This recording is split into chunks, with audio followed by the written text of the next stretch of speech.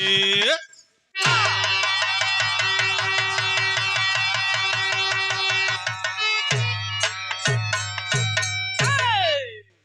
कि बैठा रहल दुना परानी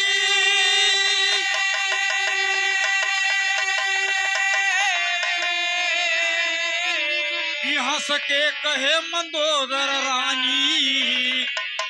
कि सैया अरे दुल्हा माना तनी बतिया हमार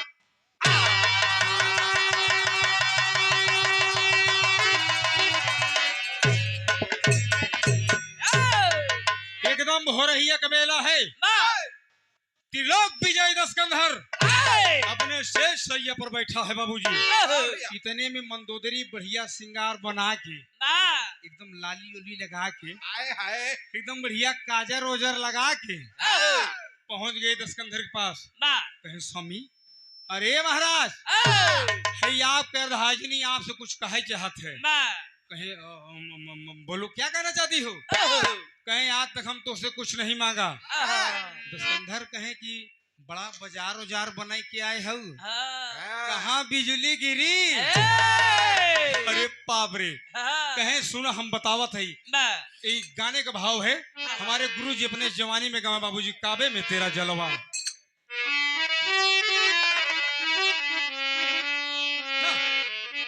कि काबे में तेरा जलवा काशी में नजारा है। यही भाव में कहना बाबूजी। एक बात और कहें कि मजहब दोनों एक है कि मजहब दोनों एक है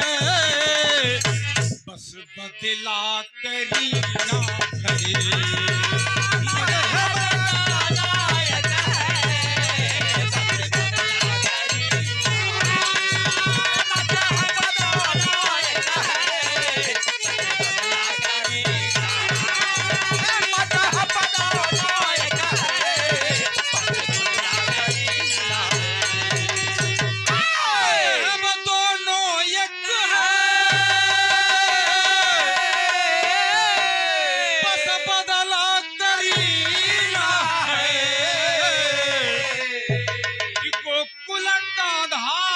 भवन कि गोकुल कान्हा के भवन हजरत का मदीना है।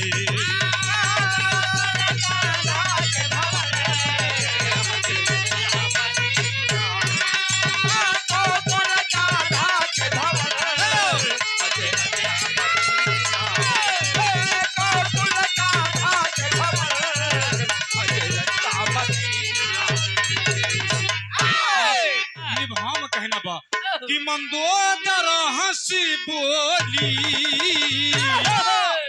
तब सुमुख सयानी है। मंदोदर हंस बोले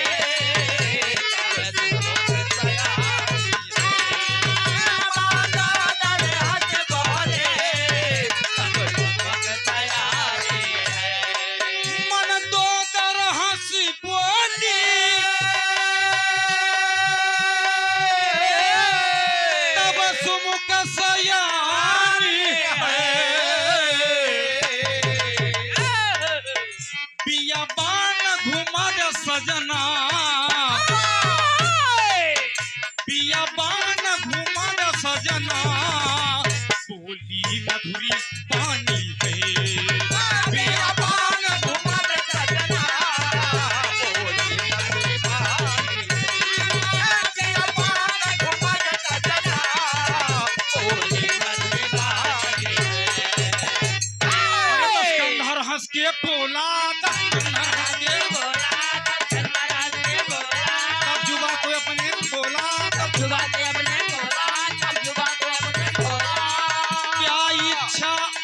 तुम्हारी बोलो प्राण प्यारी। मंदोदरी के स्वामी हमें जंगल की सैर करा दो स्वामी। दशानन का क्या बकी मंदोदरी हमारे लंका नगरी में कौन सी कमियां हो गई जो तुम बियाबान घूमने की बात कर रही हो, कहे स्वामी हमें कमी कुछ न हो, हमें कमी कुछ न हो स्वामी, लेकिन हमारी इच्छा हो कि हमके बियाबान जंगल घुमा दे। अरे बाप रे, कहीं ठीक वैसा हुई। कहें चलो जब तुम्हारी इच्छा है तो हम घुमा दिए एकदम 60 में बाबूजी। एक गाने का भाव है दोस्त, कहना बा अरे ऊपरा का तोरी के लोरी को मन कर दई रे ऊपरा के तोरी लोरी को मन कर दई रे ऊपरा के तोरी लोरी को मन कर दई रे। कौनो मेहरारू खांची खुरपा लेके एकदम खांची खुरपा लेके सेवार में पहुंच के घास छीले आ देखे तो जैसे कहन कौसाम्बी की धरती पे बड़ा बढ़िया गन्ना बोआ रहा, एक गन्ना तोड़बई तो भाई अब मुड़े पे घास लेके गन्ना घिसियावत चली आवत बा। वीर सिंह पटेल सरैया 21 रुपए पुरस्कार भैया के बाबू नमस्ते हो, प्रणाम हो, आशीर्वाद की प्रतीक्षा हो। एकदम वही गन्ना लेके जब दरवाजे पहुंची से कि नान के छोटा सा लड़का रहा, चाची चाची कहन बेटवा गन्नाया गन्ना एक ही बड़ा चुलबुल देवर रहा, भौजी अरे भौजी ई काव कहन मुन्ना ई गन्नाया कहन हमहु लेबै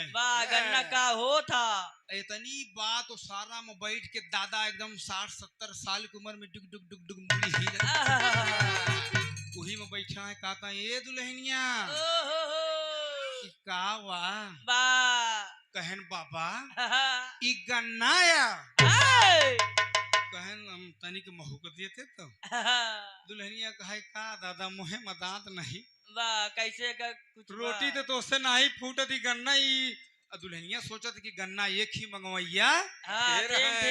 तीन ठेका हम कैसे बांटी कैसे होई। तो बाबा एक बात ध्यान ले, अगर बूढ़ पुरानिया की जे करनी मेर दे हम नयुवक चाहे बात को समझ लिया अपने मन के करबे धोखा हो जाई। जब तक अगर बुजुर्गों का राय न लेबे तो मामला कहूं कहूं अटकिन जाए। कहने दुल्हन हम जैसे बताओ तो ऐसे बांट दे का कहती कैसे क्यों बढ़ के अरे ऊपर का तोरी के लारी कवा के गई रे ऊपर का तोरी के लारी कवा के गई रे ऊपर के तोरी के लारी कवा के गई रे नीचवा का लहुरा देवरवा नीचवा का लहुरा देवरवा नीचे का लहुरा हवा ए दुल्हनी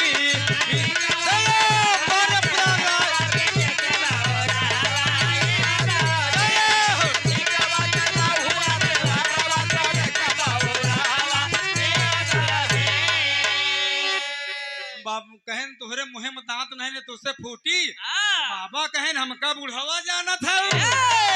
बाप रे बाबा कहन ये दुल्हनिया सुन अरे नावा नावा हंडावा पुराना दसंडावा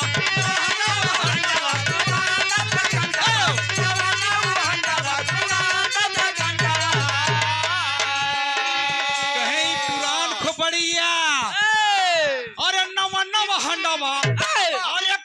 पुराना दसा डंडवा रसवा से भरी दिया करहवा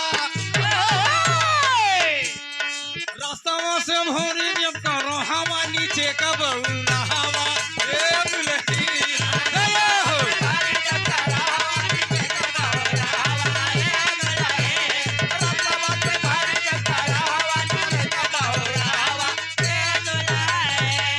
लेकिन ये भाव में कहना बाबा जी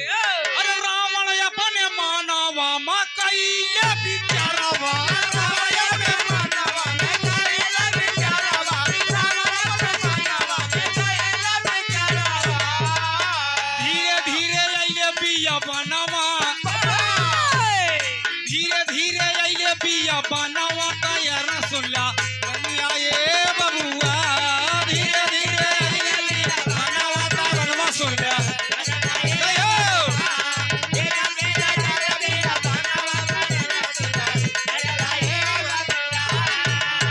एकदम 10 कंधा रथ को चला दिया बाबूजी। एकदम मंदोदरी रथ पर बैठ गई। आय के बियाबान जंगल में पहुंचे, एक सरोवर दिखाई पड़ा बाबूजी। एक सरोवर दिखाई पड़ा। मंदोदरी कहे स्वामी ये स्थान बड़ा रमणीक है। अरे ये स्थान बड़ा रमणीक है, यहीं पर रथ रोको और यहीं पे घूम लिया जाए, यहीं से लंका वापस चला जाए। तीनों प्राणी उतर के एक चबूतरा पर बैठ गए बाबूजी। जब एक चबूतरा पर बैठ गए, प्रभु की माया देखिए आप, उस सरोवर में एक बढ़िया पुष्प खिला है बाबूजी, एकदम तैरता हुआ चला जा रहा है। वो पुष्प पर निगाह जो मंदोदरी की पड़ी तो मंदोदरी सोचे करे वाह, अगर यही फूल हम पा जाई अपने जूड़ा में लगा ले तो हमारे जूड़ा में शायद 4 चांद लग जाए। दस्कंधर से कहें कुछ देखा था या? हम तो ना देखत। कहे नहीं बतावा पानी में कावा? कहें ये तो फूल है। कहें बस यही फूल हमको लिया हुआ। क्या बकती मंदोदरी, ऐसे तो ऐसे फूल हमारी लंका नगरी में तमाम खिले हैं, इस तुच्छ फूल की बात कर रही हो? कहे कुछ भी स्वामी, लेकिन ये फूल हमके ला दे। मंदोदरी का कहा था, दोनों दुल्हनी के नवा नवा बियाह हो गया, अपने ससुरे में आई गई। एक दिन भोजन बनवाई ला के एकाएक ओकर तबीयत खराब हो गई। कहे बाबा बाबा बाबा, अरे बाबा, हम कहे ना का दुल्हनिया? कहन बाबा ये पेटवा है नहीं कदबा, ये पेटवा बेधत बा। कहन जाई डॉक्टर को बुला लिए। कहन डॉक्टर से हम ना ठीक हो। कहन ताऊ दुल्हनिया कहा सुना हम जे का कहा यो कल आया हुआ। दुल्हनिया कहा था, कहीं पटना से बैदा बुलाए दे। अरे पटना से बैदा बुलाए दे, नजर आ गई गहिया पटना से बैदा बुलाए दे, नजर आ गई गहिया पटना से बैदा बुलाए दे, नजर आ गई गहिया, नजर आ गई गहिया, नजर आ गई गहिया पटना से बैदा बुलाए दे, नजर आ गई गहिया पटना से बैदा बुलाए दे, नजर आ गई गहिया। ये भाव में मंदोदरी का कहत है कि फूलवा पे मनवा हमार हो, कि फूलवा पे मनवा हमार हो, हम के ला दिया सजनवा, फूलवा पे मनवा हमार हो, फूलवा पे मनवा हमार हो, हम के ला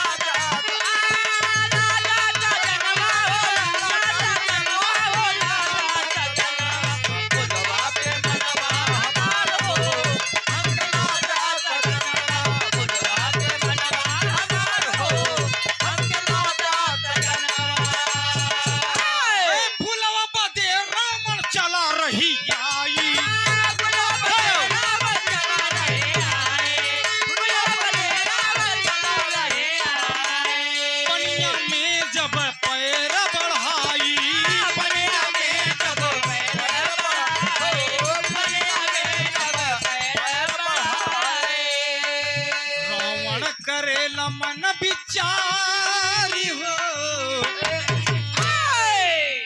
हम अकेला दया सजनमा। आज दशानन फूल के लिए बाबूजी उस सागर में सरोवर में हिल गया बाबूजी। धीरे धीरे कमर भर पानी, सीना भर पानी, जब मुहे तक पानी लाग तो कहन अरे फूल पियावा ना। कहन चिड़ै के जीजा लड़का के खिलौना लाग रहा है। अरे बाप रे, कहन हम बच्चा बना का कहा थी कि मुहम्मा तक पानी लगला मोरी रानी,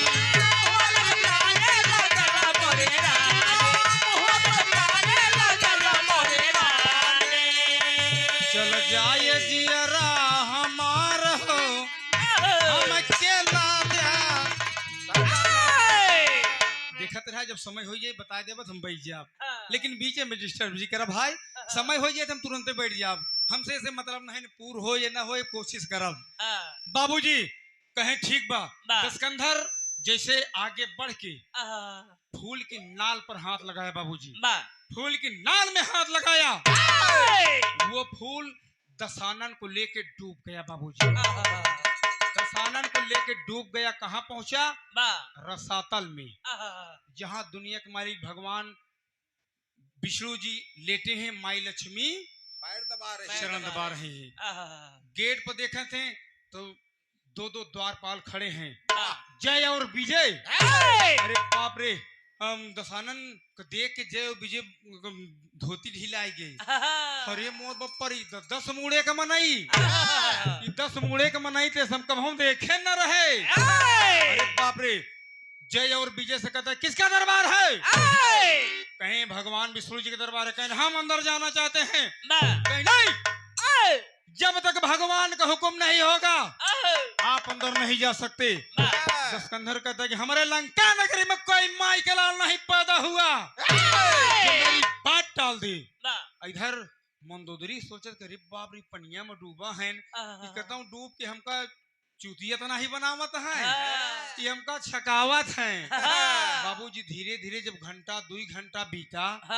तब मंदोदरी सोच जी कब माँ मिला गड़बड़ हो गया। बाबूजी हम मंदोदरी रोवे लाग और का कहा तो टेरी में कहीं अरे कजरिया बही के गाले पे गिरी, अरे कजरिया बही के गाले पे गिरी, अरे दिवाकर चढ़े गगन पर चटकल तू कजरिया बही के गाले पे गिरी।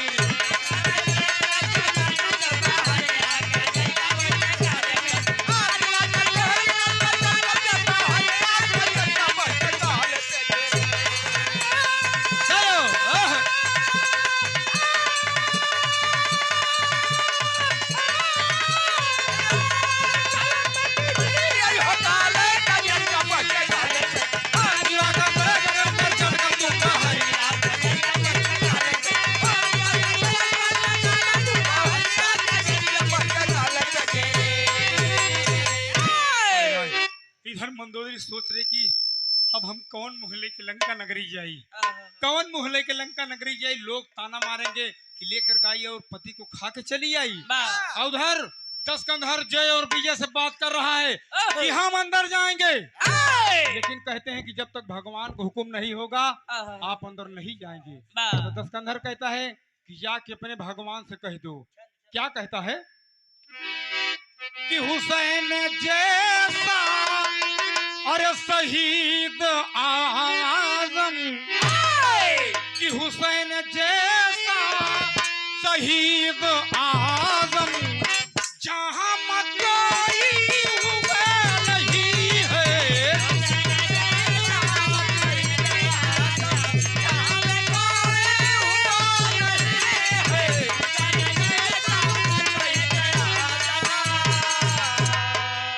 ये भाव में कहना बाबूजी दशकंधर क्या कहता है कि जाकर के भगवान से कह दो, कि जाकर के भगवान से कह दो रावण द्वारे आया है, रावण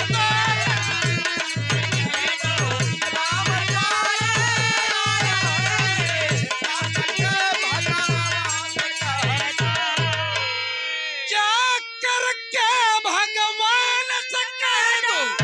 अभी रावण द्वारे आया है, कि द्वारपाल पहुंचे हैं जाके, द्वारपाल पहुंचे हैं जाके सारी बात बताया है, द्वारपाल पहुंचा है जाके सारी बात बताया है,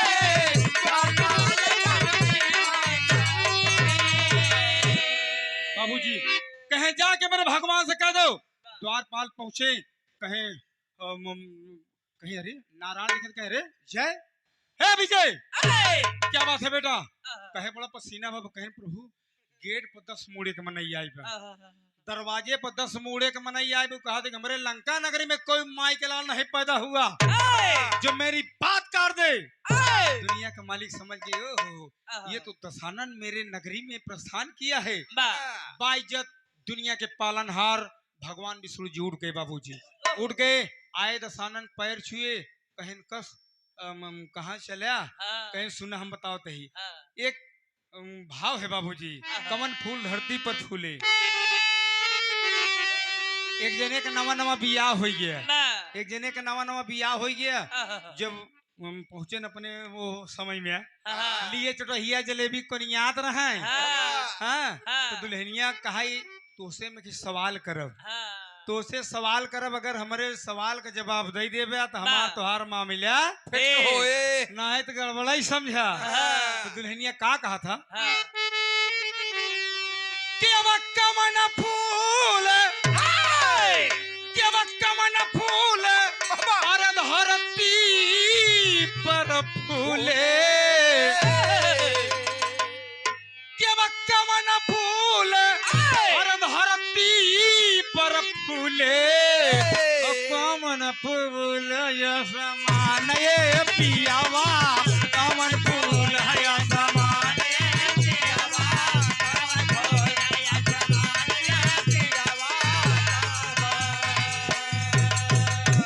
अरे बाप रे अब मंगरू पढ़े लिखे रहे न कहा अरे बाप रे कर जवाब का हम दे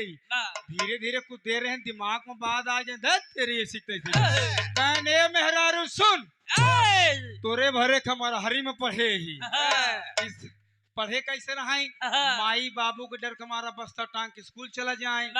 स्कूल मास्टर साहब के हाथे मार खाए डर के मारा हरी में बैठा रहे। जब घंटा बाजे छुट्टी वाला तो लड़के के साथे हल्ला मारा जल्दी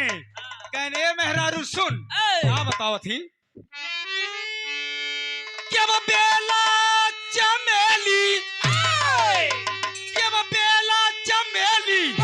और धरती पर फूले चाँदा सूरजाय समान ये चिरई चाँदा सूरजाय समान चिरई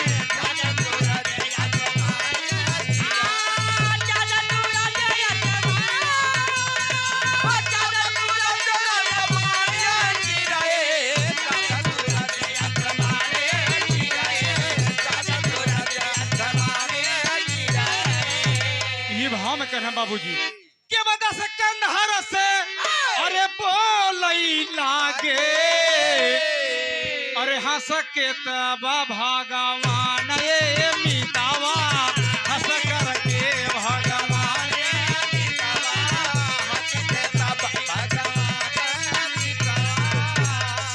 एकदम दुनिया के मालिक हंस के बोले दशानन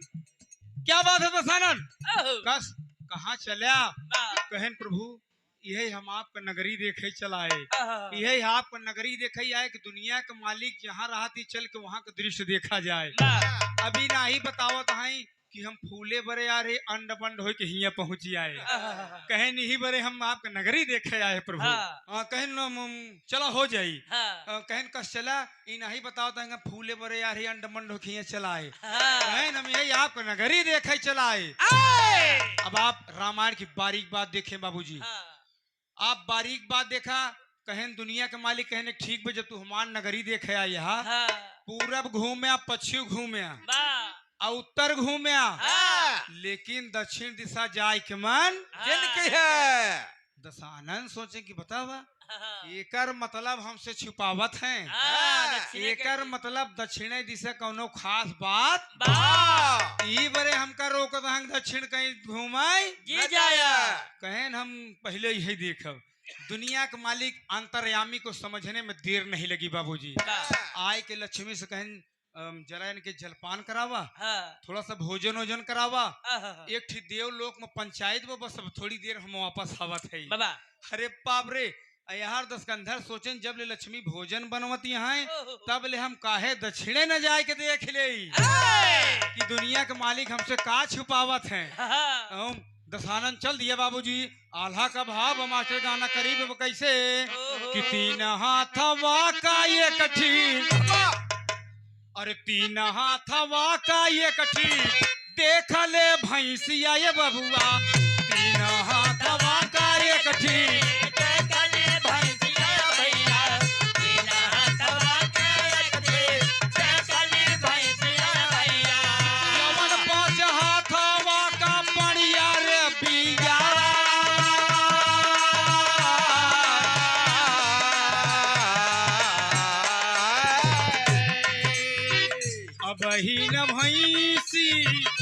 देहिया गिरवले बबुआ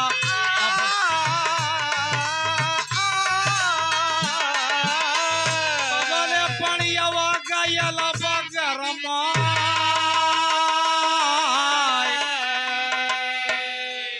पहले दादा हरे के जमाने में आल्हा का गवैया आल्हा का जवाब दे कहें 3 हाथ एक भैंस देखे जौन 5 हाथ का पणिया भी आए दोस्त अब तो कम होगी नहीं आप सबके तरफ हो सका चलत हो चरखी जौने में गन्ना पेरा थी उमे 3 मुसड़ा रहा तो ओकर दादा हरे बताओ 3 हाथे का भैंस जब 5-5 फीट के गन्ना वही में पेर दे 5-5 फीट के गन्ना हुले रहा 4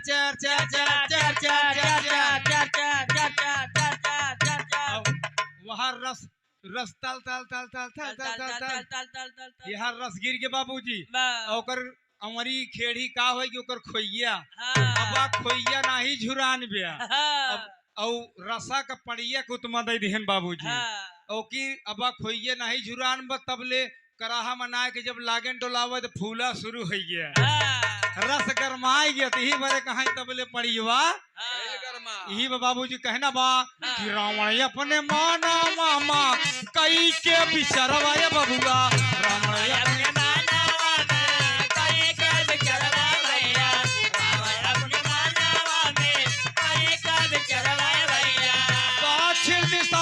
ओरी कैले हो पैया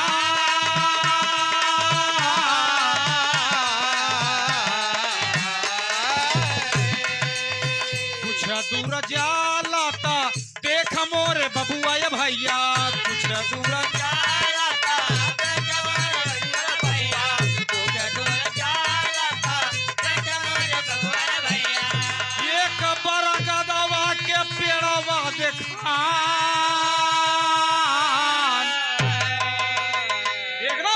चला जा रहा है जैसे कुछ दूर पर आगे गया बाबूजी एक मोटा सा बरगद का पेड़ दिखाई पड़ा एक मोटा सा बरगद का पेड़ दिखाई पड़ा कहाँ लंबी सी डार बाबू लंबी सी डार बाबू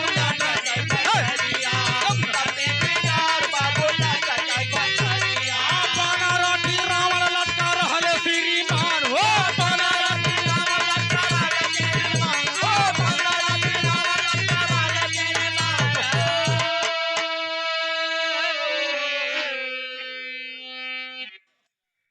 बरगद के पेड़ में बरगद के पेड़ में 15 रावण 15 रावण उल्टे लड़के बाबूजी इतने में तो सानंद देखे कि अरे ये हमारे जैसे वीर बहादुर ये हमारे जैसे वीर बहादुर अरे बाप रे 15 रावण से कहता है अरे कौन बहादुर है जो तुम लोग को उल्टा लटका दिया 15 रावण के बड़का बहादुर बना है कहाँ जहाँ आई बात यही यहाँ पर बड़ा खतरा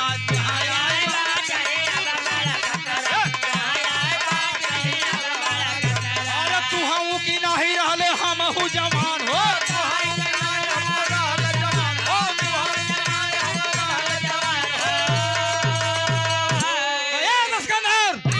अरे जहाँ है उस समय के बाद बा तोहरे जैसे वीर बहादुर हमहू रहे लेकिन आज करनी के फला करनी के फला जौन हम 15 मिला उल्टा लटका है देखा एक फंदा बचा बा फंदा का नाप जोग तोहरे गोड़े का नाप जोग बराबर कहा एक फंदा खाली बाटैया हे वीरा नावा एक फंदा खाली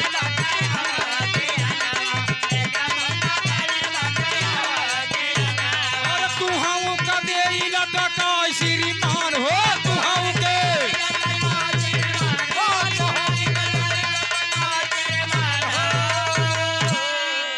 दस्कंधर कहता है अरे तुम लोग बुज़दिल हो ये दस्कंधर तुम्हारे कहने में नहीं आए बाबूजी तलवार खींच लिया बाबूजी क्या करता है अरे निकाल के तलवार है अरे रावण मन में बिचारा ले उल्टे पांव रहिया को कैले पया रहिया को कैले पया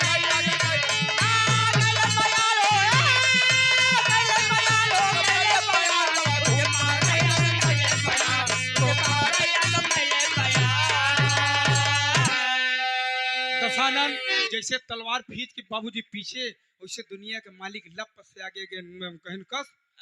कहे बड़ा पसीना भवा कहे नहीं बरे तू हमका रोक के दक्षिण दिशा घूम जी जाया कहन का बात भा कहे नहीं बतावा हमरे जैसे वीर बहादुर एकदम हमरे जैसे बहादुर ये बतावा बरगदे के पेड़े में 15 रावण उल्टा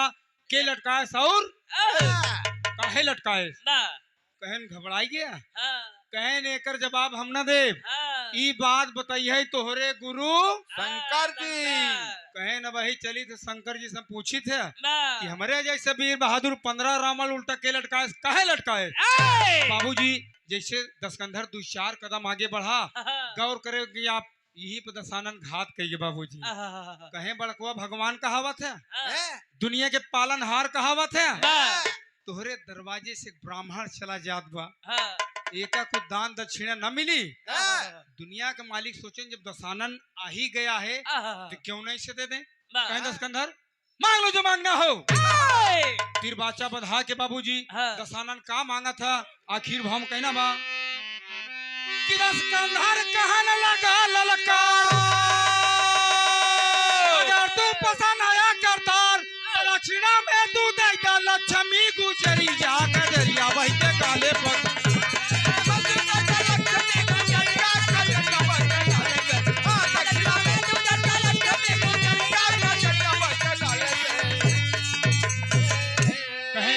चाहता ये लक्ष्मी जी दे धरे मोर बपरे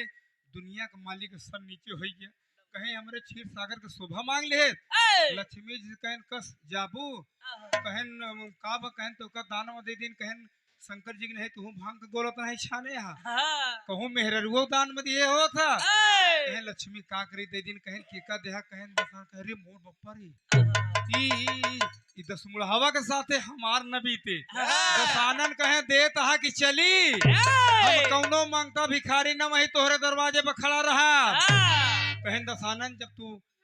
ई दक्षिणा हमार उधार रही कहन कहूं दक्षिणा उधार होत है कहन जब ऐसे मांगे ले हाथ उधार काहे न होई अंतिम भाव मन कहन सुना हम बतावत ही कहन कब देबे कहन सुना हम बतावत ही कब देब कहीं त्रेता युग जब लगे दशानन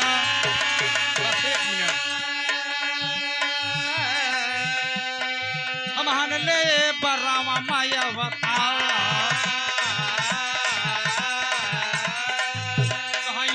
लक्ष्मी सीता हुई है हमारी प्यारी यो गुलना माता कैकेयी के द्वारा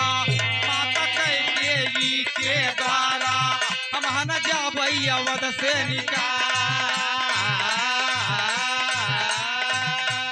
जोगी बन के आया वही तू जोगी बन के आया वही तू ले जाया मोरी लक्ष्मी ना जोगी बन के आया तो ले जा मोरी लक्ष्मी ना जोगी बन के आया वही तो ले जा मोरी लक्ष्मी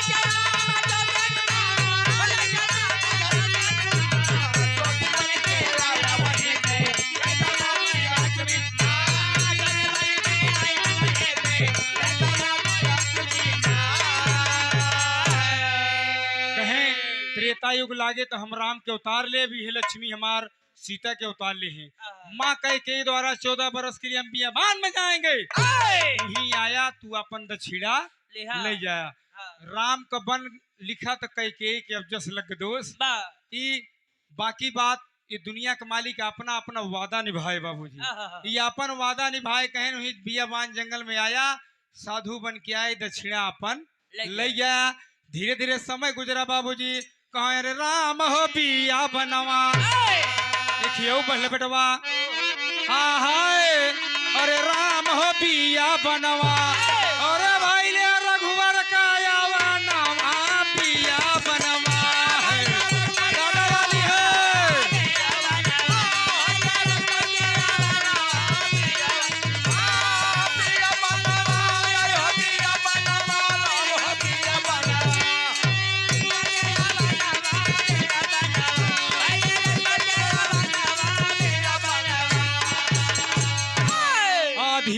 सुपंखा बाबू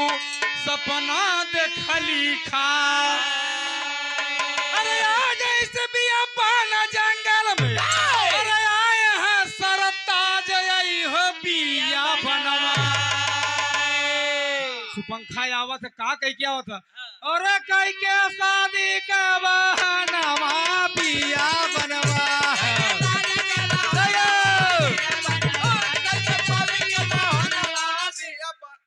एकदम मंदो सुपंखा पहुंची आए अब कहा ये बड़काऊ तू बड़ा नीक लगत है हमसे बियाह कैले बहन बड़काऊ के पास जा बड़काऊ छोटकाऊ के पास छोटकाऊ बड़काऊ अब लक्ष्मण जी के नहीं गुस्सा बर्दाश्त बा वही धनुष बाण उठाए निगुरा रह के निगुरा कान काट लेहन बाबूजी बाकी बात तमाम आप देखत है आखिर भाव में कहना बा कि स्वामी गीतानंद आनंद भय अरे भुल्लुर जी तज दिए कुतारी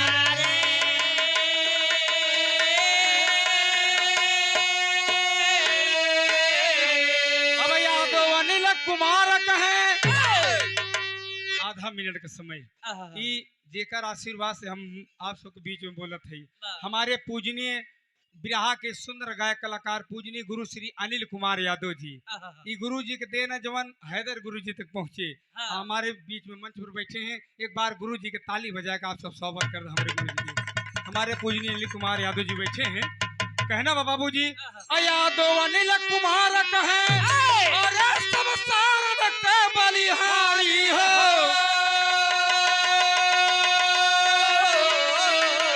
अरे कजरिया बही के गाले पे गिरी कजरिया बही के गाले पे गिरी अरे मधुर रामदेव का पारी बाऊ मरिया कजरिया बही के गाले पे गिरी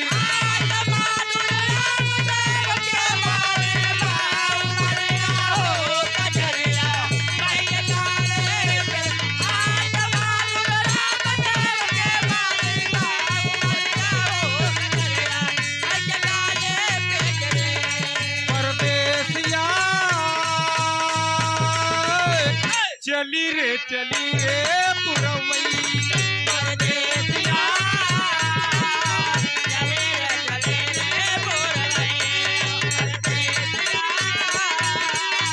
चली रे पुरवई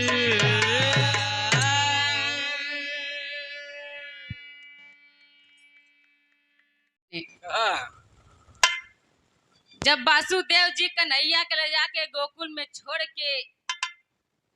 वहां से पुत्री के लिया के माता देवकी के गोद में जब रख देलन तब जब बच्चा का रोवे के आवाज जब कंस सुनलन तब उन्हें पता चलल तब हुईलन ये अभी बतावत हुआ अपने गाना के माध्यम से कि भगवान विष्णु जी के द्वारपाल जय विजय रहलन जब दशानन उनकर दर्शन करे गईलन तो जय विजय रोक देलन कैसे भैया जबकि विष्णु भगवान के द्वारपाल जय विजय रहलन उनकर दर्शन करे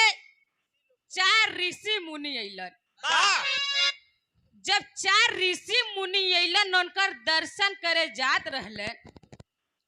त जय विजय उन्हें रोक देहलन जय विजय जब रोक देहलन तो चारों ऋषि मुनि उन्हें श्राप वही जगह देहलन भैया कहलन कि तू यही जगह से राक्षस हो जाब